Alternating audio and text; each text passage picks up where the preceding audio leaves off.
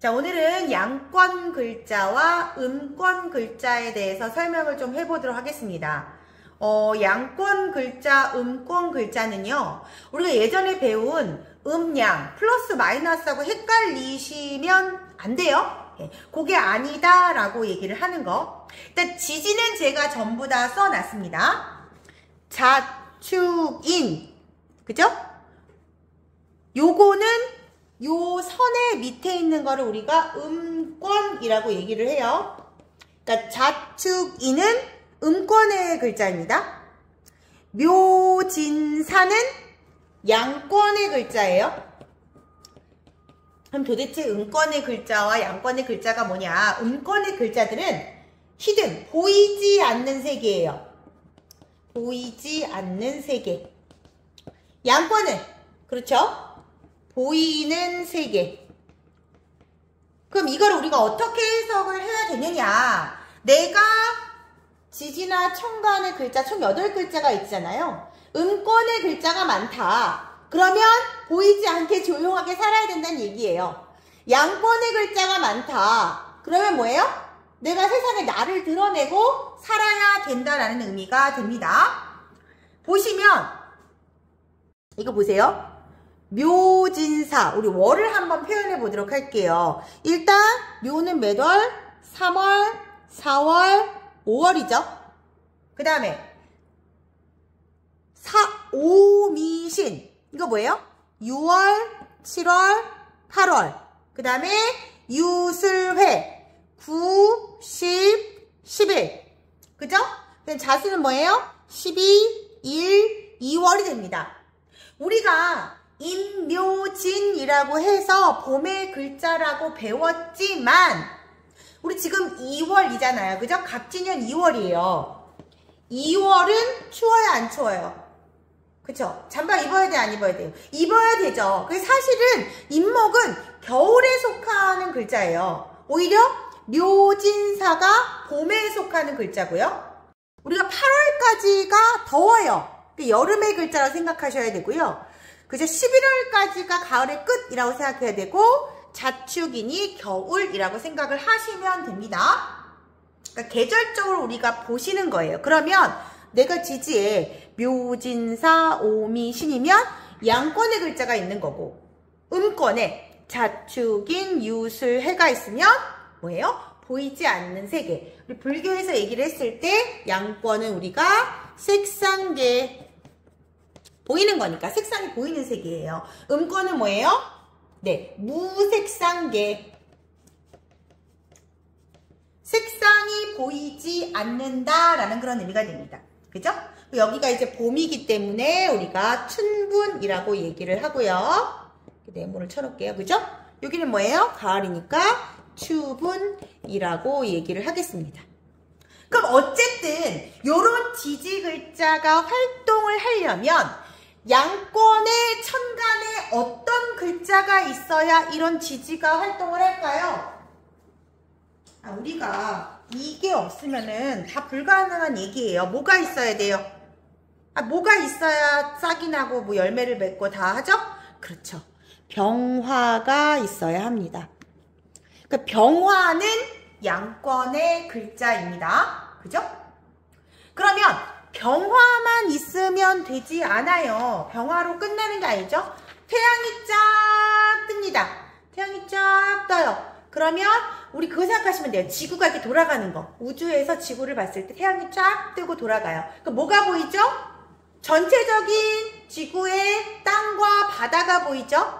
태양으로 인해서 전체적인 지구의 땅과 바다가 멀리 크게 보입니다. 작게 보이지 않아요. 그게 뭐가 되죠? 네, 무토가 됩니다. 무토가 이렇게 보이죠? 그래서 우리가 무토를 다른 말로 대기권. 근데 무토가 보이는 이유는 뭐 때문에 보이는 거예요? 네, 병화 때문에 보이게 됩니다. 그죠? 그럼 무토만 보이냐? 땅이 보이고 거기에 살고 있는 누구도 보이는 거예요? 그렇지. 사람들도 보이죠. 을목을 우리가 사람이라고 얘기를 합니다. 그죠? 사람. 그죠? 그러니까 을목, 무토, 병화 전부 다 뭐예요? 양권의 글자입니다. 그래서 우리가 배웠잖아요. 인호술 운동을 할 때 뭐가 같이 가는 글자라 그랬어. 병, 무, 을이 전부 다 같이 가는 글자가 됩니다. 그러면 자, 을목, 사람, 뭐 나무라고 해도 돼요. 근데 이 나무가 자라려면 태양만 있으면 안 되겠죠? 태양만 있으면 안 돼요. 그죠? 태양만 있으면 말라 죽지. 뭐가 있어야 돼요? 이 나무에 아주 큰 물을 들이붓는 게 좋을까요? 아니면 잔잔한 물방울이 좋을까요? 그렇죠. 잔잔한 물방울이 좋죠? 그거 뭐예요? 무슨 수예요? 천간에? 네, 빗방울 같이 잔잔한 물방울. 뭐라고 합니까? 을목에 뿌려주는 물방울. 개수라고 얘기를 합니다. 그죠? 그러니까 개수는 천간에 무슨 글자예요? 양권의 글자가 됩니다. 내가 천간에 개수가 있으면 저 개수 몇 개 있어요? 2개 있죠? 사회적으로 활동을 하면서 소위 말해서 나대면서 살아가야 된다라는 거예요. 그럼 보세요. 이 봄에, 그죠? 봄에 태양이 뜨고 땅이 생기고, 그죠? 그 땅에서 을목이 자라고 개수가 물을 뿌려주면 가을에 거기 뭐가 열려요? 그렇지. 열매가 열리죠. 그게 뭐예요? 경금이 열매가 됩니다. 그러면 경금, 을목, 개수, 병화, 무토 하나, 둘, 셋, 넷, 5개의 글자는 양권의 글자가 됩니다. 그죠? 내 천간의 글자 한번 보세요. 나는 양권의 글자가 있나, 음권의 글자가 있나. 섞여 있는 경우가 많을 거예요. 그러면 어느 게 더 많은가? 어떤 사람은 이렇게 반반 있는 경우도 있어요. 그럼 이제 왔다 갔다 해야 되는 거죠. 그럼 더 복잡합니다. 그죠? 자, 열매가 맺혀서 열매가 땅에 떨어지죠.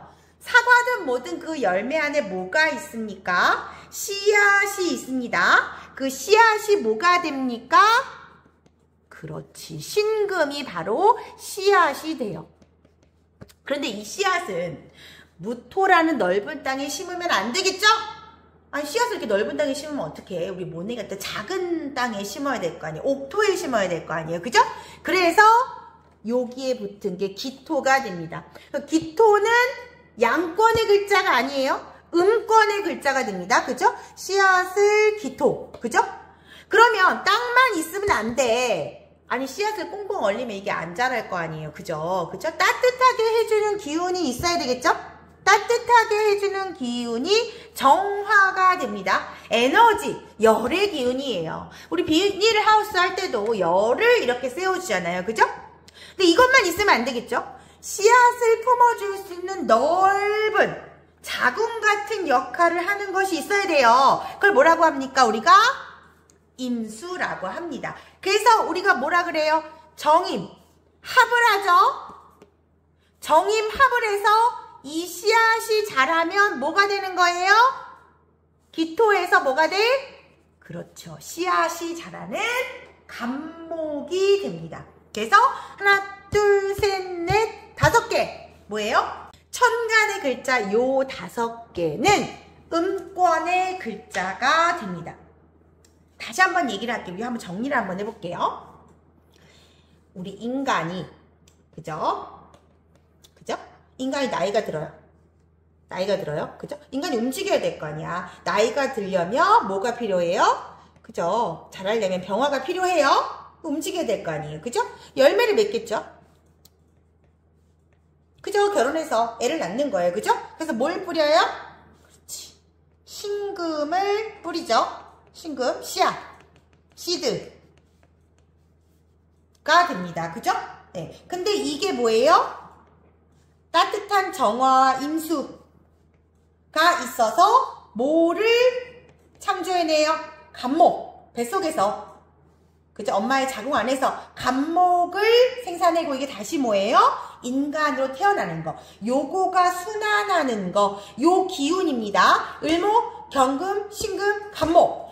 요 기운의 원동력은 뭐가 돼요? 병화가 임수가 없으면 안 되는 거예요. 이게 굉장히 큰 글자고요. 병화는 뭐야? 양권의 글자. 임수는 뭐예요? 음권의 글자가 돼요. 그래서 이것도 사실 외우시지 마시고 이런 식으로 자연이 순화된다라고 생각하면 양권의 글자, 음권의 글자를 쉽게 알 수 있어요.